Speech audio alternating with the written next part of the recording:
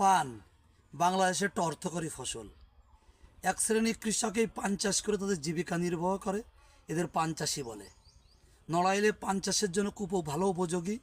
পান চাষের জন্য উঁচু জমি নির্ণয় করতে, যেখানে বন্যায় পানি না ওঠে, যেখানে বন্যার পানি জমে না থাকে, সেই পান চাষের সেই পান বরজে আমরা চলে আসলাম।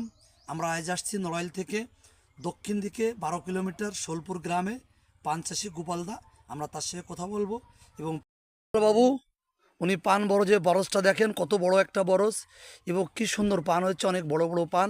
দাদা কেমন আছেন দাদা আপনি? বলি ভালো আছি। আচ্ছা, আপনি পানের বরজে কাজ করছেন? হ্যাঁ, তো এই জায়গায় গরম লাগে না কাজ করতে? তো আটা জায়গা, কিছু কিছু সময় ছায়া থাকে, কিছু জায়গা থাকে, তাই না? কিছু সময় থাকে না। এই যে কট্টকনি পানের বরজ, এটা 24 শতক।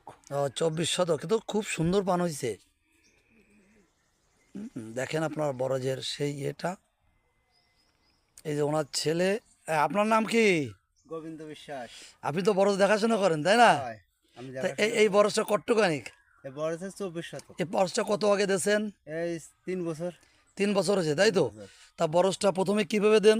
প্রথমে এই আমরা দেখতেছি গাছ উঠে গেছে, এই যে প্রথমে দিই আমরা সেখানে এই জমি সমান করে সমতল করে, তারপরে হুম হুম জমিতে চাষ দিই, চাষ দিয়ে তারপরে কৃষি জোন বাঁধা নিয়ে মিট টানি তারপরে চারা রোপণ করি। কি মাসে রোপণটা করতে হয় চারা? এই চারা রোপণ করতে আষাঢ় মাসে। আষাঢ় মাসে, তাই তো? কতদিন পরে এতে পান ভাঙতে পারেন আপনারা? ও আষাঢ় মাসে লাগায় 3 মাস পরে পান ভাঙা যায়। দেখেন পানের বরজে কত সুন্দর কর্ম করতেছে ভাইবো। তা আপনার এই বরজটা তো কট্টকানি বললেন, 24 শতক। তাই এই পান হয়েছে কেমন?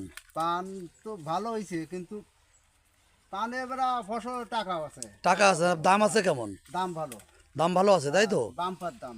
বাম্পার দাম কত করে চলতেছে এখন পান?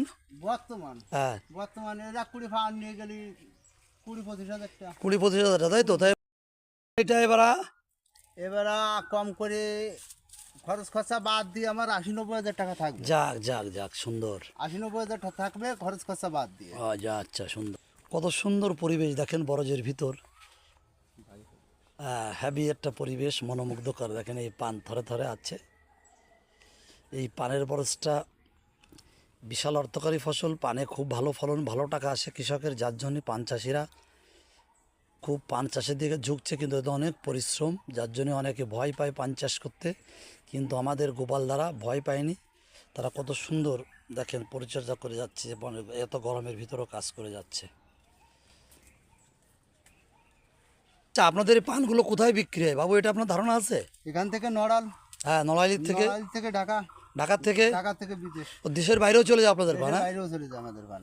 কারণ এই পানটা আছে মিষ্টি, মিষ্টি। হ্যাঁ ঝাল না তো এই পানটা। হ্যাঁ, এই কারণে সারা দেশের মানুষ এই পানটা খায়, সমাদৃত হয়, তাই তো? পছন্দ করে। হ্যাঁ, দেখেন বেলে দোআঁশ মাটি, কত সুন্দর মাটি ফিলি করে রেখে এই পান গাছটা উঠে গেছে উপরের দিকে। এর উপরেও খুব চালা করা আছে, যাতে আলো বাতাস নিয়ন্ত্রণ করতে পারে, বৃষ্টি যাতে ঝড়ে এলোমেলো না করে, সেই ব্যবস্থা এখানে। এর পাশটি দিয়েও দেখেন ওই যে ঘিরা, বরজের পাশ দিয়েও ঘিরা, বরজটা সুরক্ষিত রাখার জন্য।